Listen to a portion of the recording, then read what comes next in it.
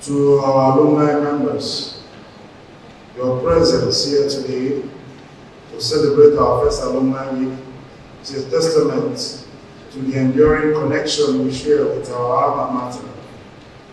Your successes and achievements are a source of pride for us within a short period of time, and we are eager to continue building a vibrant and engaged alumni community. A warm welcome also to all our invited guests. We welcome also the dynamic students of our great university. Your energy and enthusiasm are the lifeblood of our university and education system, and we look forward to witnessing the positive impact it will undoubtedly have on the future. I also extend my regard to our viewers online. I know most of you would have loved to be here physically, but your commitment has led you to join us from all over the world. We are proud of you and promise you that you wouldn't miss any bits of the action, except for the light refreshment.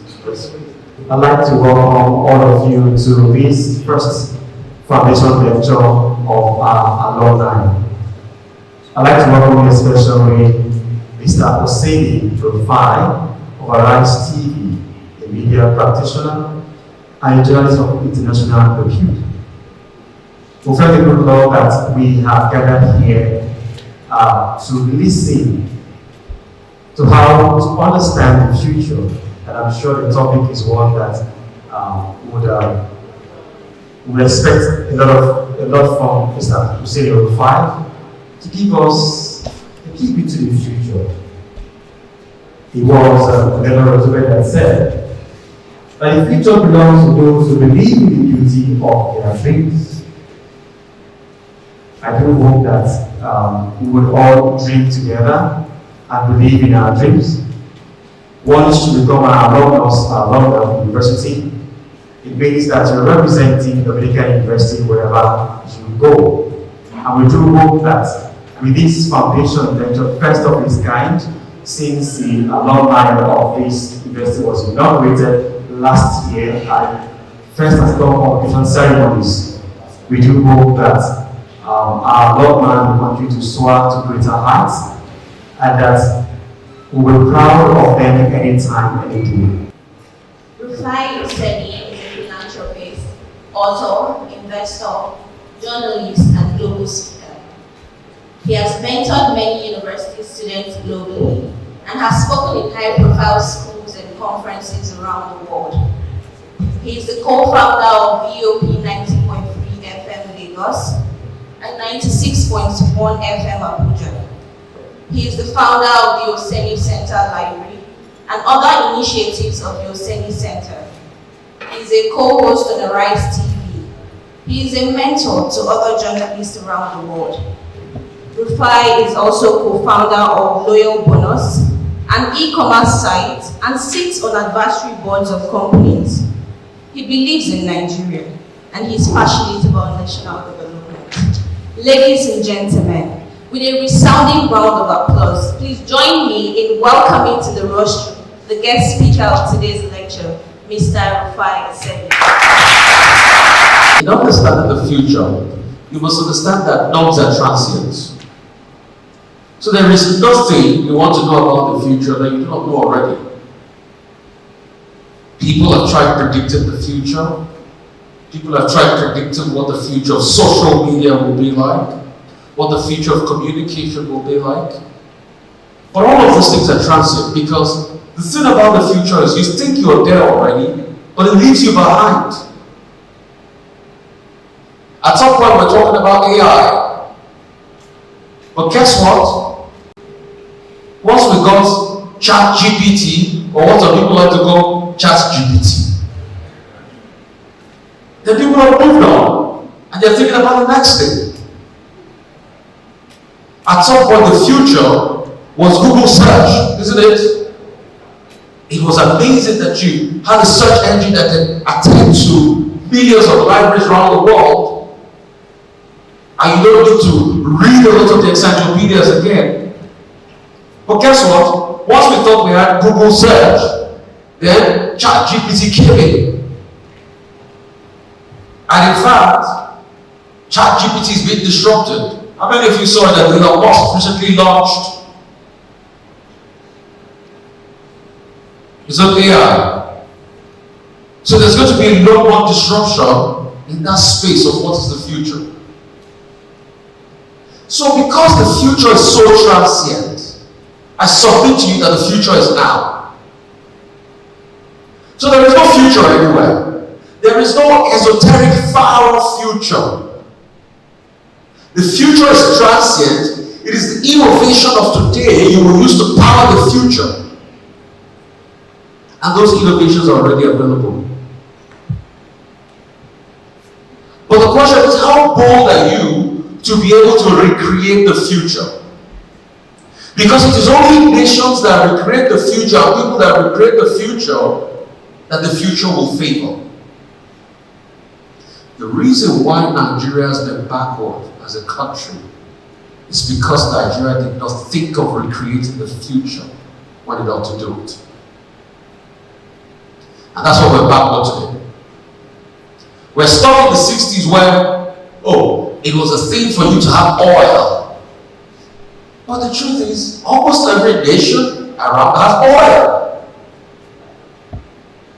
And the question is, if only that our leaders then that were so concerned about corruption knew that the challenge in the future will not be about you having oil and you having money, but the question was going to be about what are you going to create with the money? Yes, sir. Because the thing about life is that money comes to you for you to be able to seize the opportunity of the future. I remember a couple of years ago I was in Ibadan. And there used to be a company, I don't know if the company still exists. It's called Dignitaries Industries. They used to have an ad on radio in the 90s that says,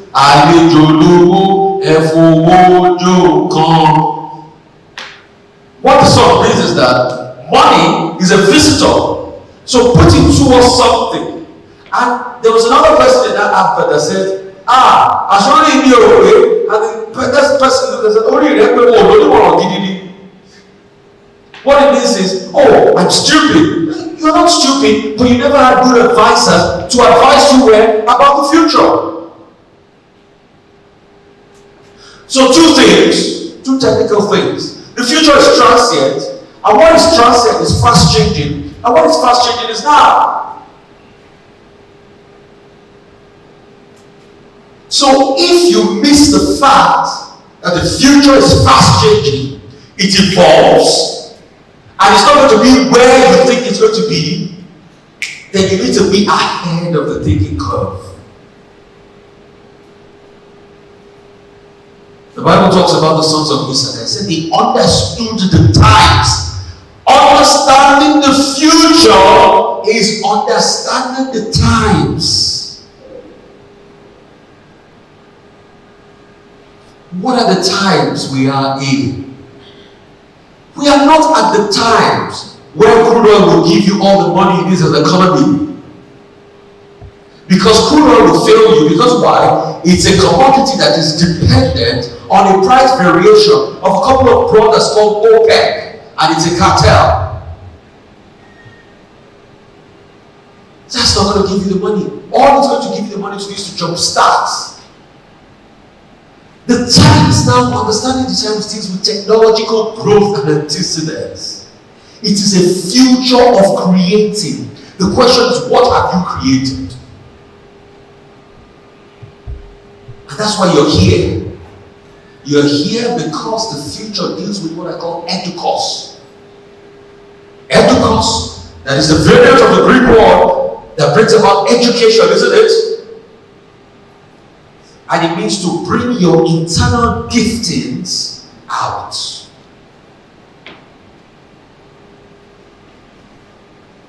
So, in understanding the times, you need to know there's something incumbent inside of you that you need to bring out. And that's the future.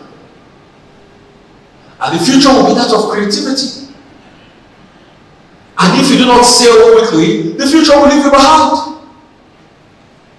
I always tell the story anywhere I go. Remember the 1700s when they started industrializing factories and they started building mechanisms that could do the job of people. There were a bunch of people called the Luddites. The Luddites never liked machinery. So guess what? Anytime a machinery or factory had started, the Luddites would go put themselves in front of the machine so the machine could crush them to death so that they would blackmail the factory owners. Because they don't want the advancements of machinery. Who lost in the end? The Luddites. Why? Innovation went on. Today, robotics is going on. Tomorrow, you wouldn't have jobs again. But jobs will also be for people that are envisaging the future. So what are you keying into? Do you still think the things you do today will be viable in the future? Hell no. Because if they told you that bloggers can be millionaires in 1998, you will never understand the business model. What you would think was that for you to have a media outlet was for you to set up a company and employ about 100 people. But now, one citizen journalist is crafting the media narrative for the whole country. The future will involve a lot of disruption. Destruction of the concept of a big media. Yes, you will argue with me. Give me the argument. Yes, you will tell me that even with your social media, there's still big media, isn't it? Facebook is a big media and the likes and all of that. Yes, good. But it will come a time that there will be further disruptions. And the disruptions will disrupt the system. You know why? Because evolution will happen. What you know to be media before will no longer be the end of the day. The guys were talking about business at the speed of thought. It's no longer going to be about that. It's going to be faster than the speed of light now. And what will set you apart will be your capacity to create. So you can't keep depending on university degrees. The question is, what have you birthed? What have you created? There is something inside of each and every one of you. Everybody here is pregnant with an innate idea that you need to give to the world. The future will ask you questions about the responsibility of the talent inside of you. What do you have to do? And please, don't tell me you're too old. General Sanders was at what age when he started KFC? 60s. So it might be a fast food chain, it might be healthy food, it might be restaurant, it might be whatever it is. The future is going to be about creators. So the question is, who are creators? I'm not talking about only content creators. A creator is somebody that sees a vacuum and understands the grand concept that nature upholds a vacuum. I think you write that down. A creator is somebody that sees a vacuum and understands the concept that nature upholds a vacuum. You can also call the person the founder. You remember that Shina Peter song back in the days in 93? Kino Pele founder. Oh, no, that's in there. What it means is, who is a founder? Somebody that creates something. You see, if you keep having the mindset that every vacuum is not for you to fill, then you are not ready to create solutions to problems. All the other things you're learning in school and education and your interactions are just things that are going to lead you to the path of creating something. Because that's who the future is going to wait for. The future is not for people that just take resource out of the ground and they sell it and they get foreign reserves. No. I'll take you through on the journey of creators. Prior to this time, it was very difficult for a car to move. A lot of people have conceptualized it, but it was very difficult. Until a certain man called Henry Ford got some investors. And he said, okay, yes, we've worked on cars, but let's not just work on cars, let's work on the commercialization and make it possible for everybody to drive a car. So he set up a model called Model T. And most people started owning cars. And guess what? He said, I know the time will come that because of the prosperity and the freedom a car brings, people will have to earn better. So for the very first time, he was the one that increased the wage of workers working in his factory. He wrote a book called Today and Tomorrow. And in that book, Henry Ford said something. He said, we must be pioneers of the future. And that's who a creator is. A creator is a pioneer. When the American steel industry needed to evolve, people looked, who was going to save us? A certain man called Andrew Carnegie that came out of poverty in Scotland and had lived in America and had all the right contacts, because you see, for you to build a future, you need to have the veritable associations. All the right contacts. And how did he make the right contacts? He was a parcel delivery boy, and he would shine people's shoes. But through then, he was always around the post office. So he started meeting people. And that was how he took everything together, all his contacts, and he started building on his steel company. When they were about to have the steel that was going to build America, Andrew Carnegie was prominent. In fact, it was Andrew Carnegie that helped to lay those blocks. Everybody worked with him. The men that built the rail lines worked with him. In their time, they were the pioneers. After the American Civil War, when America went through what is called the Gilded Age, it was these people that pioneered the future. See, it wasn't government that laid all the rail lines in America.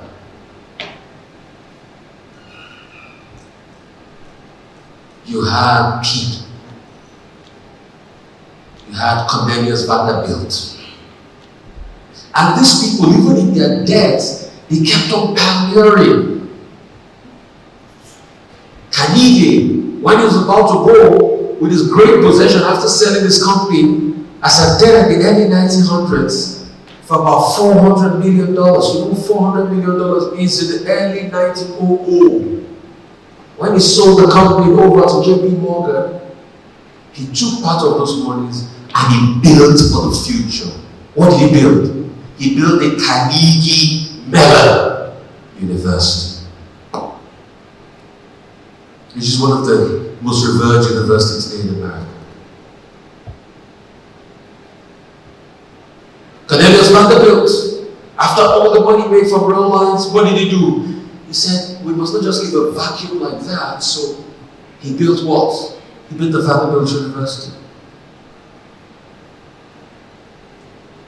The likes of Rockefeller, what did he build? He added some more money, and this was money they used to set up at Chicago University, University of Chicago. Not Chicago State University. The real University of Chicago.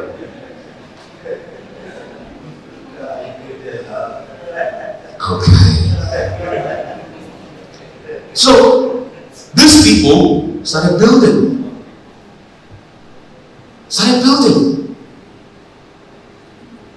Because they saw the future, because you don't only build for today. A lot of people have said before, you're crazy.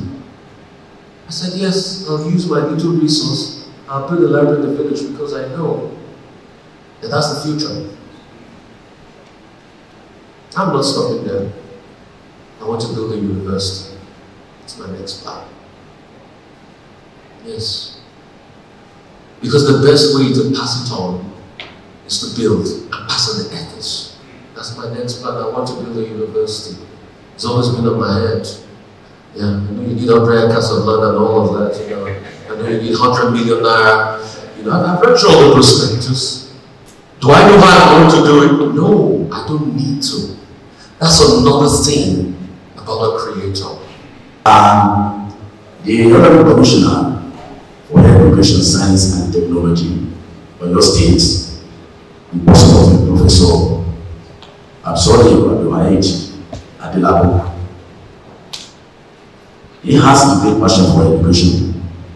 The speaker, the keynote speaker, our guest speaker, is not only a guest speaker. I can just describe him as a seer. Because today we are here, not to just mere discussion, but we do what we we look into future. And when I talk about future is only God that is future.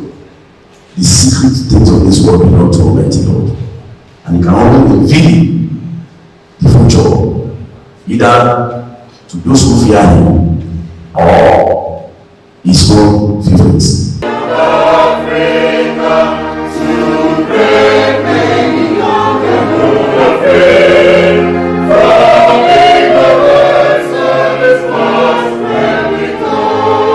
I said there, they wanted to retain me, they were still contemplating, should we do this, should we not do that. But I proved to them that I am someone worth investing in. I held meetings, I spoke to clients, I showed them that the university I came out from did not teach me to be a weak person, did not tell me to sit down where I just follow my notes. They told me to stand up and put the role that yes, I have a great future ahead of me. And they saw that for me and they embraced it. And here I am today, lo and behold, I am grateful for all the knowledge you guys have imparted in me.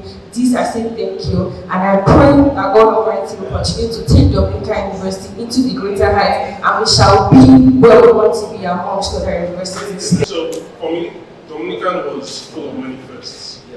Before I came to Dominican, I would say I was an average student. But Dominican showed me that I was more than that. I had lecturers who showed me that I was very smart, I knew my words. And from there, I started entering lots of organizations, planning committees, this and that. And I know it's very tough. A lot of people might not want to actively participate in most of these things. But when you put yourself in all these activities or in these communities, you find that you can do so much more. Do solemnly swear together that I will well and truly execute the duties of my office as an executive of the Dominican University Alumni Association. I also promise to conscientiously and impartially honor, uphold, and preserve the Constitution of the Association to the best of my ability as I discharge my duties for the growth and progress of the Association. Remember, understanding the future is understanding the times. A creator is someone that sees a vacuum and understands the ground concept that nature abhors a vacuum. We must be pioneers of the future. Let us strive for a spirit of ideation, collaboration, and learning.